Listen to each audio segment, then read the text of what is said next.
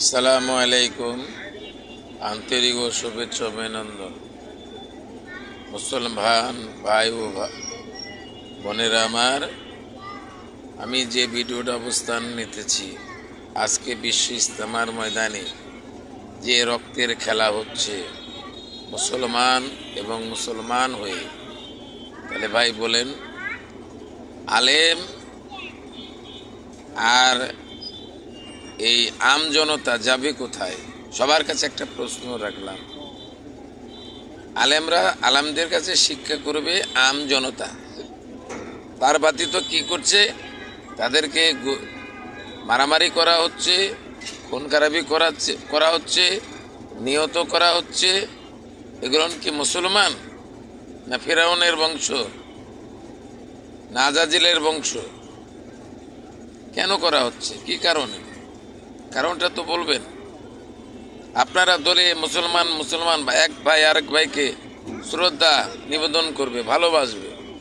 এনে গ্রুপ তো একটাই, কালেমা লা ইলাহা ইল্লাল্লাহ মুহাম্মাদুর রাসূলুল্লাহ।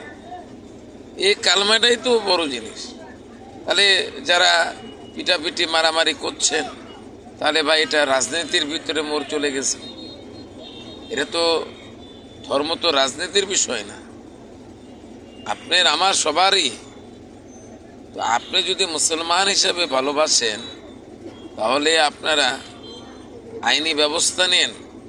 এই যে এত লোক, 8 থেকে 9 জন খুন হয়েছে, কিভাবে খুন হলো? আপনারা চিন্তা করতেছেন? ভাবনা করে পারেন আপনারা? হ্যাঁ, আপনারা তো ভাবনা করে পারেন না। আপনারা কিসের ভাবনা করতেছেন? এমন ভাবনা করেন যে আপনাদের ভিতরে ইমান, একটা যে নরম একটা ইমান আছে, এই নম্রতা ইমান আমি পেলাম না এই 2 গ্রুপের ভিতরে। তো আমি আপনাদেরকে বলবো একটি কথাই, যে কেন আপনারা এসব করতেছেন ভাইয়া? কি কারণে করছেন? আপনারই তো ভাই, আপনারা ভাই ভাই ঠিক থাকেন। 10 মিলে করি কাজ, হার জিতে নাই লাজ। আপনারা যদি বিভক্ত হয়ে যান, তাহলে তো সব বিভক্ত হয়ে যাবে। আপনাদের ভিতরে জান্নাতের আশার আশা, আপনি বলতে পারবেন যে আমি জান্নাতে যাব? কনফার্ম করতে পারবেন? কেন আপনাদের ভূমিকায় দেখা যাচ্ছে যে একজন আলেম আর এক আম জনতাকে পিটাচ্ছে। কেন? আপনারা শিক্ষা দিবেন না? এই মাদ্রাসা, এতিমখানা আপনারা চালাচ্ছেন। তাহলে আজকের থেকে বলবো যে আমার ছেলে আর যেটা পড়ালেখা করাইতাম, আমি আর পড়ালেখা করাবো না। আমি আপনাদেরকে ঘৃণা জানাইলাম, ধিক্কার জানাইলাম, আপনাদেরকে ধিক্কার জানাইলাম। কেন? কি কারণে আপনারা এইসব করলেন? আপনারা মারতেছেন, পিটাইতেছেন। মৃত্যু হয়ে গেছে, মায়ের কোল খালি হয়ে গেল। হ্যাঁ, আপনারা যেসব তামাশা আরম্ভ করেছেন না ভাই, আল্লাহর গজব নেমে আসবে, আল্লাহর গজব নেমে আসবে। ইসলাম প্রচার সবাই মিলে করতে হবে।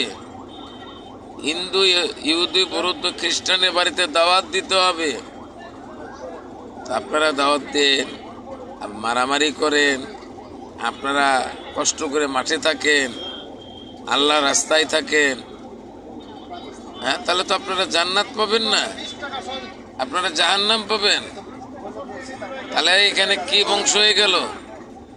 আল্লাহ রাসূল সাল্লাল্লাহু আলাইহি সাল্লামের যুগে, বর্বরতার যুগে এসব হয়ে গেল, এসব হচ্ছে।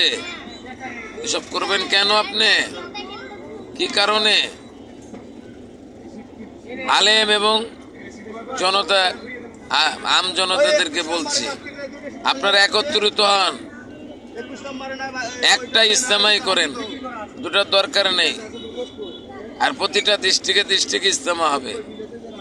বাস, যারা যেতে পারবে মাঠে যাবে, না গেলে নেই। এটা দুনিয়া তো কষ্টের জায়গা, শান্তি ভোগ বিলাসী করার জায়গা না। তো দেখি আপনারা শান্তি বিলাসী ভোগ বিলাসী করেন।